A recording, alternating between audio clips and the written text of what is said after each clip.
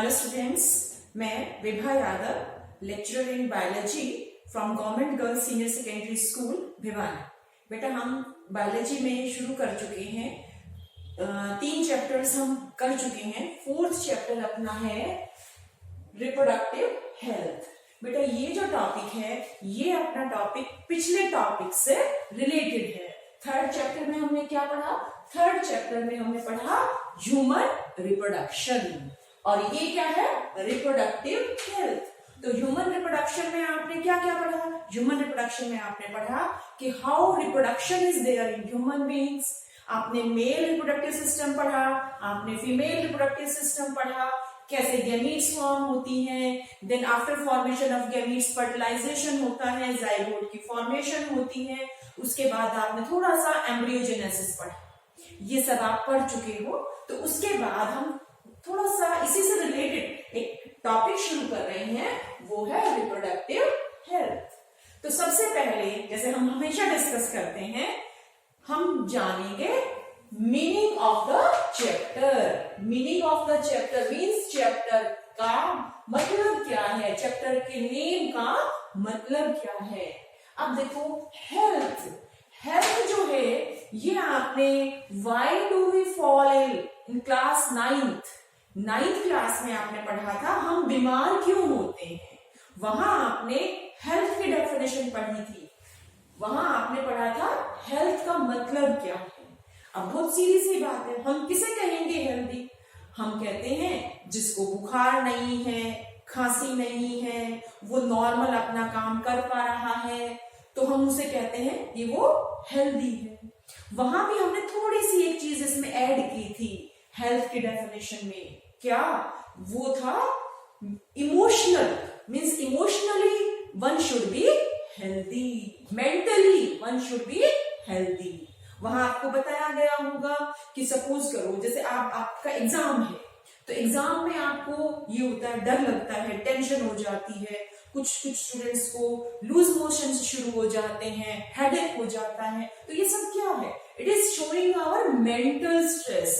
चाहे हमें बुखार नहीं है, खांसी नहीं है, हम कोई दवाई नहीं ले रहे हैं, लेकिन हमें टेंशन है, हमें भूख नहीं लगती एग्जाम की वजह से, तो what is it? It means we are not healthy at that point of view. इसका मतलब सिर्फ फिजिकल हेल्थ से नहीं है, फिजिकल हेल्थ के साथ साथ emotional, mental health, it is also very very important. और ये तो आपने महसूस भी किया होगा, कई बार आप बहुत अच्छा महसूस करते हैं, और जब अच्छा महसूस करते हैं तो आपकी आउटपुट ज्यादा हो जाती है। इसका मतलब क्या हुआ? तो हम भाई, लेकिन हमारा जो मेंटल स्टेटस है वो जब अप है, हम खुश हैं, तो हम अच्छा काम कर पा रहे हैं, और जब हम खुश नहीं हैं तो हमारी जो आउटपुट है उस आउटपुट में उतनी क्वालिटी नहीं है जितनी की होनी चाहिए। तो हेल्थ का मतलब सिर्फ फिजिकल हेल्थ से नहीं है। Health doesn't means only physical health, it also involves emotional health, mental health. मेरे ख्याल समझ में आ गया होगा। Emotional, mental means related with our thinking, related with our brain. What we will think, it will reflect us. तो हम जो सोचते हैं, अब हम किसी के बारे में अगर हम बुरा सोचते हैं तो क्या है, वो दूसरा इंडिविजुअल भी हमारे बारे में कुछ वैसा ही ओपिनियन रखता है। Means we should be mentally normal. Mentally normal means हम हमेशा, जैसे हम सोचते हैं कि हमें बुखार ना हो, खांसी ना हो, हमें दवाई ना लेनी पड़े, ऐसे ही our mind should be open, our mind should not be prejudiced, we should not be in tension. हमें टेंशन में नहीं होना चाहिए, हम किसी चीज को लेकर प्रेजुडिस्ड ना हो। प्रेजुडिस्ड का मतलब है हम खुद से अनुमान लगा लें, खुद से ही हम अपनी कहानियां बनानी शुरू कर दें किसी भी का। तो it is means health doesn't means only physical health, it also includes mental health. अब आते हैं हम अपने टॉपिक पर, रिप्रोडक्टिव हेल्थ। अब हेल्थ से और रिप्रोडक्शन से आपको ये तो समझ में आ गया कि एक तो फिजिकल जो सिस्टम है, रिप्रोडक्टिव सिस्टम है, that is normal. Means in case of males, testis are there, the number of ducts are there, number of glands are there. If they are functioning normally, physical health वाली बात तो clear हो गई कि physically the male is healthy. ऐसे ही female में देखें, फीमेल में हमने क्या पढ़ा, reproductive organs, primary reproductive organ is ovary. अब ओवरी, फिर आपने फैलोपियन ट्यूब पढ़ी, फिर आपने यूट्रस पढ़ा। तो ये जो सारे स्ट्रक्चर्स हैं, if they are physically normal then we say the person is reproductively healthy। But फिर उसमें एक चीज रह गई, वही क्या, मेंटल और इमोशनल।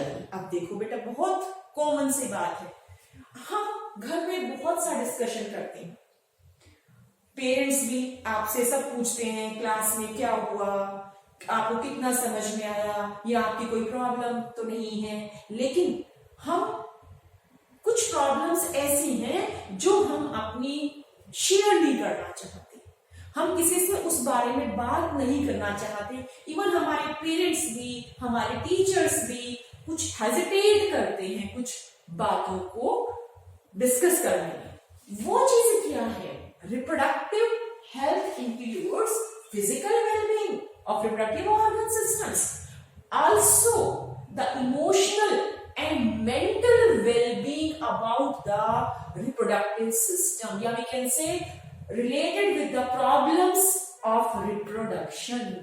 means हम ऐसी कोई हमें समस्या है, जो सपोज करो हमें बुखार हो जाता है, तो हम तुरंत घर आकर के बता देते हैं कि आज हमें बुखार है, हमारा सिर दर्द है। लेकिन अगर हमारी प्रॉब्लम रिप्रोडक्टिव सिस्टम से रिलेटेड है, सपोज गर्ल्स हैं या बॉयज हैं, उनको कोई इन्फेक्शन है रिप्रोडक्टिव ऑर्गन्स में, तो वो जल्दी से इसको शेयर नहीं करते, अपने पेरेंट्स को इस बारे में नहीं बताना चाहते। There is some hesitation is there. और देखो, अपनी सोसाइटी में बहुत सारे मेंटली इल पर्सन्स हैं जो गलत तरीके से मिथ्स को फैलाते हैं रिगार्डिंग रिप्रोडक्शन, और उन मिथ्स का सॉल्यूशन जो है वो होना जरूरी है, तभी एक इंडिविजुअल जो है वो नॉर्मल बिहेव करेगा रिगार्डिंग रिप्रोडक्शन। तो मेन कंसेप्ट इस चैप्टर का ये है कि हम क्लास 12th में हैं, और क्लास 12th में हमने ये पढ़ लिया कि ह्यूमन रिप्रोडक्शन कैसे कैरी आउट होती है।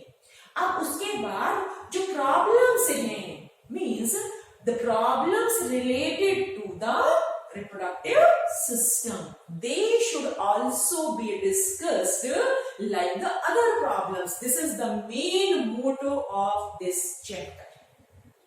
इस चैप्टर का मेन एम यही है कि students, you are the citizens of future, you are the resource for future, and if the society is healthy physically as well as mentally, then only the output can be, maximum output can be possible. This is the reason why this chapter is included. So we have discussed that reproductive health means normal reproductive organs are there, then emotionally behavioral interactions related with the reproduction, they should be there, then only the society will be reproductively healthy. Which means behavioral interactions का meaning क्या हुआ कि हम reproduction से related कोई भी problems हैं, कोई भी इश्यूज हैं, कोई हमारे मिथ्स हैं, क्या हम उनको अपने घर में अपने टीचर से या अपने जो क्लासमेट्स हैं, क्या हम उनसे उस बारे में डिस्कस कर सकते हैं या डिस्कस करते हैं? We should. If some problem is there, then we should not feel hesitant to discuss the problem. So it means in order to build a great nation, it is very much important. हम एक word कहते हैं बीमार मानसिकता, वो किसी से related भी हो सकती है. If it is related with the reproductive organs, या we can say reproductive system or reproduction, then the individual is not said to be reproductively healthy, and it must be there that the society is reproductively Now it is one important thing is there that India has planned that the human resource, it should be maximum productive, and for that India is the first country to plan about reproductive health. Reproductive health को plan करना means individuals physically, mentally, emotionally they should be normal. It was first of all planned in the world, and it is in the India about the reproductive health. The programs were framed. The problems are discussed. Programs frame हुए, जो problems हैं वो discuss हुई. तो in 1951 the first program was launched, and it is family planning program. It is very important. Family planning, as you know, if the size of the family is more, then due to the limitation of resources, the quality of life decreases. तो पहली चीज for the development of the family, for the development of the nation, for the development of society, the important thing is the size of the family should be small, and it was emphasized by the government since from 1951 this family planning is came into account. Now besides this, some other we can say that programs are also running. One is RCH. It is reproductive and child health care. बेटा जो short forms आ रही हैं वो ध्यान रखना. MCQ paper होगा तो उसमें ये शॉर्ट फॉर्म्स पूछी जा सकती हैं. RCH means reproductive and child health care. बहुत इंपॉर्टेंट है. Now it is decided that the age of the marriage, in case of females it should be 18, in case of males it should be 21. Why this is so? There are number of reasons. One reason is the female should be able to conceive and brought up the child in a better way. The female should be mentally mature, physically mature. She should have all the knowledge, and it is thought that before 18 it is not possible. तो reproductive and child health care. अब देखो, आप में से बहुत सारे students ऐसे होंगे जिनको बहुत से इंजेक्शन, सभी होंगे, बहुत सारे सभी स्टूडेंट्स को जब वो बचपन से लेकर के और लगभग 10-12 साल के जब तक हुए तो उनको कुछ इंजेक्शंस, कुछ वैक्सीन्स लगाए जाते थे.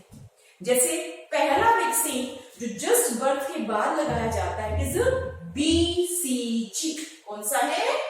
BCG. It is to overcome TB.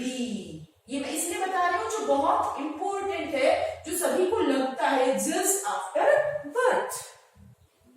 और अब तो ऐसा भी होगा आगे कि जो जैसे कोरोना वायरस है, इसके लिए भी अक्टूबर के बाद हर जो बर्थ होगा उस इंडिविजुअल, उस यंग वन को, उस बेबी को वो वैक्सीन भी लगेगा. वो हमारे एक इम्यूनाइजेशन जो चार्ट है, जो सिस्टम है, उसका एक पार्ट बन जाएगा. तो BCG हमने discuss reproductive and child health care. Child health care means फिर वही बात आ गई, ह्यूमन रिसोर्स का पोटेंशियल इंक्रीज करना है, प्रोडक्टिविटी इंक्रीज करनी है. तो कैसे हो पाएगी? when physical health is there as well as mental and emotional health is good. अब हम फिजिकल हेल्थ की बात कर रहे हैं, चाइल्ड हेल्थ केयर है, उसमें जो ये इम्यूनाइजेशन का प्रोग्राम है, it is developed so that some dangerous diseases they may not affect the individuals.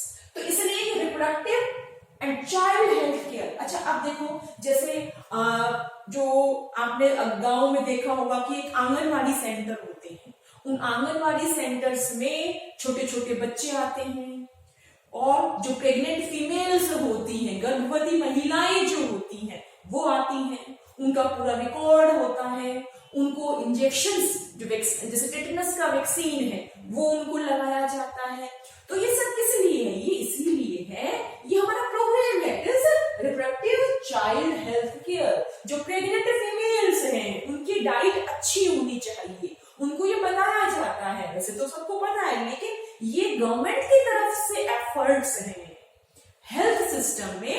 ये गवर्नमेंट के एफर्ट्स हैं कि जो वुड बी मदर्स हैं, जो माताएं बनने वाली हैं, उनको पता होना चाहिए कि उनके लिए क्या क्या खाना, कैसे रहना ये जरूरी है, उनकी हेल्थ के लिए भी और जो आने वाला बच्चा है उसकी हेल्थ के लिए भी। तो ये जो अवेयरनेस है, it is in our India and it started in 1951. It is in the reproductive child and health care system. अब देखिए, बहुत सारी चीजें ऐसी हैं जो आप अपने सराउंडिंग में देखते हो। आपने लोअर क्लासेस में एसएस में भी पढ़ा होगा सेक्स रेशियो।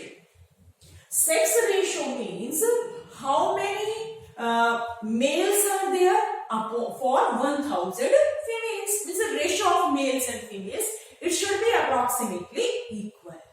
लेकिन ऐसा नहीं है। It is showing. क्यों नहीं है? पहले हम ये देखें कि ऐसा क्यों नहीं है। इसका एक बहुत इंपॉर्टेंट रीजन है कि हमारी जो सोच है, क्योंकि हम क्या डिस्कस कर रहे हैं, रिप्रोडक्टिव हेल्थ, तो फिर क्या हो गया, फिजिकल के साथ साथ क्या हम डिस्कस करेंगे, मेंटल। हमारी जो सोच है वो ये है कि जो मेल्स हैं, जो बॉयज हैं, दे आर द सक्सेसर्स, वो हमारे सक्सेसर्स हैं। तो हम मतलब जो सोसाइटी है, हालांकि बहुत चेंज हो गया है इसमें, जो सोसाइटी है उसमें मेल्स को ज्यादा इंपॉर्टेंस दी जाती है। और वो इंपॉर्टेंस इस हद तक है कि जो डेवलपिंग फीटस है, जो डेवलपिंग फीटस मतलब गर्भस्थ शिशु जिसे हम कहते हैं, उसका सेक्स बर्थ से पहले ही जान करके, और अगर वो मेल है तो okay, otherwise if it is female, अगर वो फीमेल है तो अबॉर्शंस करा दिए जाते हैं। यही एक रीजन है कि जो मेल्स हैं उनका नंबर ज्यादा है एज कंपेयर टू फीमेल्स। और किस टेक्निक का यूज किया जाता है इसमें, एमनियोसिंथेसिस। यूज नहीं है, abuse. This technique is abused. Abuse means misuse. It is a misuse. What is this technique? Amniocentesis. In amniocentesis, some abnormalities. अब देखो, जैसे सपोज करो कोई बच्चा ऐसा है जो मेंटली बर्थ से नॉर्मल नहीं है या फिजिकली नॉर्मल नहीं है। सपोज हार्ट फंक्शनल नहीं है या ब्रेन फंक्शनल नहीं है या कोई लोकोमोटरी ऑर्गन्स हैं उनकी डेवलपमेंट नहीं हुई, they will be a burden to the parents as well as to the society. So this technique was there to find out any such kind of abnormality.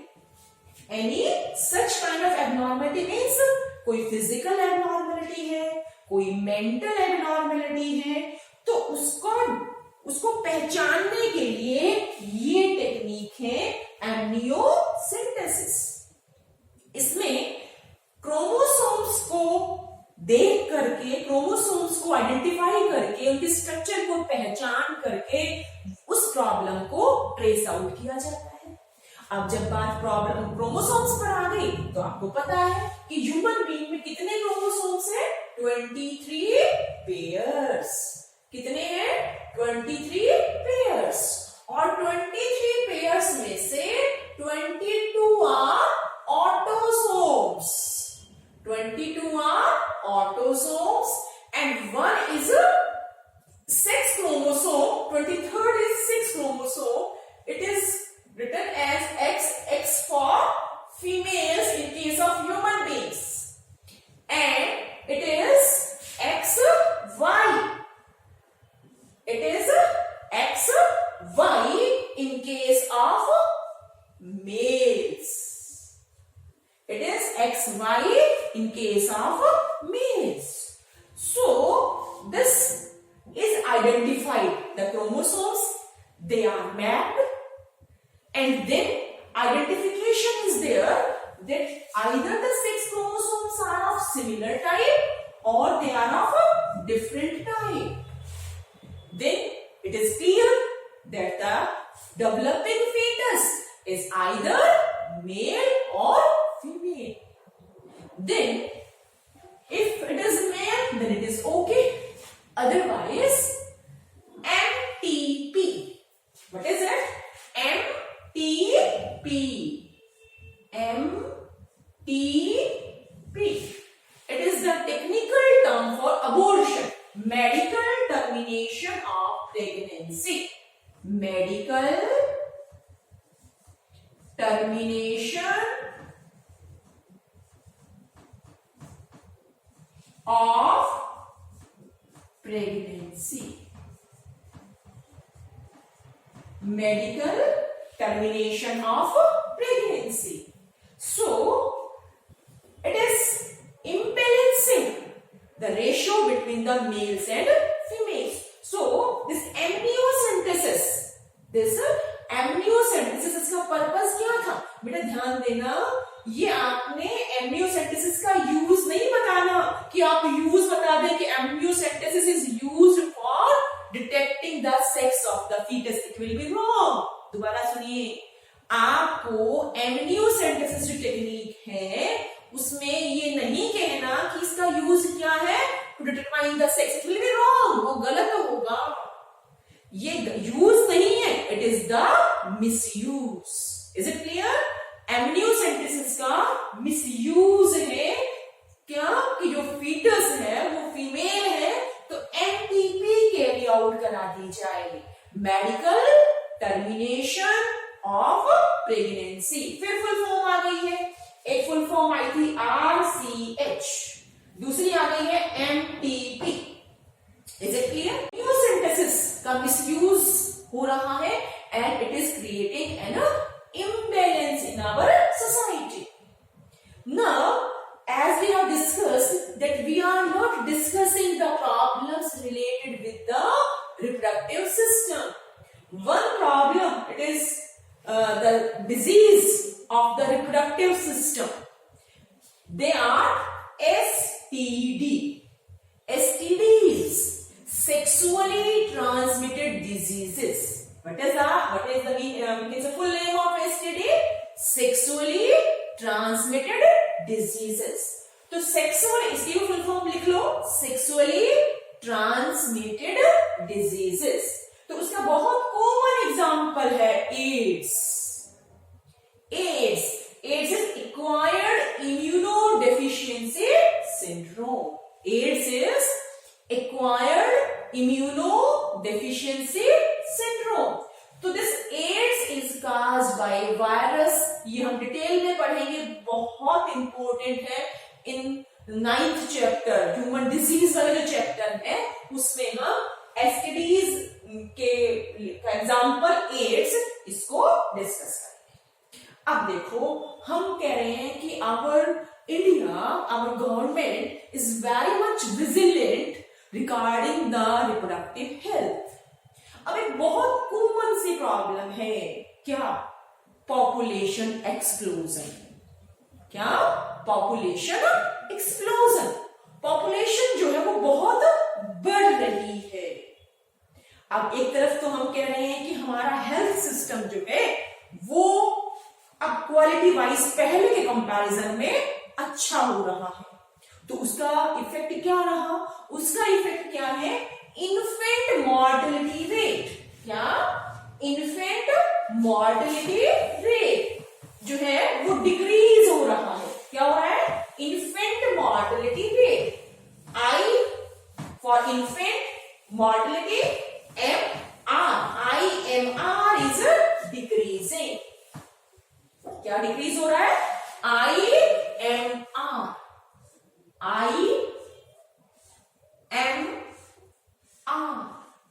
what is it? Infant mortality rate, mortality rate, infant mortality rate is decreasing. It is good thing कि birth के बाद जो young ones है उनकी death कम हो रही है। It is positive thing. And maternal mortality rate MMR, what is it? Maternal mortality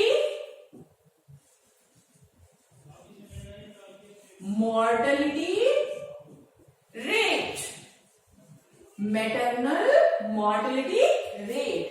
Mortality means death. Mortality means death. Death rate. Death rate घटना तो अच्छी बात है कि डेथ रेट जो है वो घट रहा है। अब ये तो एक तो पॉजिटिव थिंग हो गई कि इन्फेंट मॉर्टेलिटी रेट घट रहा है, मैटरनल मॉर्टेलिटी रेट घट रहा है, अच्छी बात है। हेल्थ सिस्टम जो है वो इंप्रूव हो रहा है। Then it is creating a problem. We are discussing problems and strategies. Strategies means हमारी क्या प्लान है। जैसे हमने डिस्कस किया अभी कि जो पॉपुलेशन है उसको हम कंट्रोल करने के लिए क्या करेंगे, वो स्ट्रेटेजी में आ जाएगा। या हमने जो RCH प्रोग्राम डिस्कस किया, या India is the first country which planned family planning, it is also strategy. अब ये तो स्ट्रेटेजीज हैं, लेकिन इन स्ट्रेटेजीज के साथ साथ कुछ प्रॉब्लम्स हैं, जैसे population explosion. Population explosion, population जो है वो बहुत तेज गति से बढ़ रही है, तो ये प्रॉब्लम हो गई।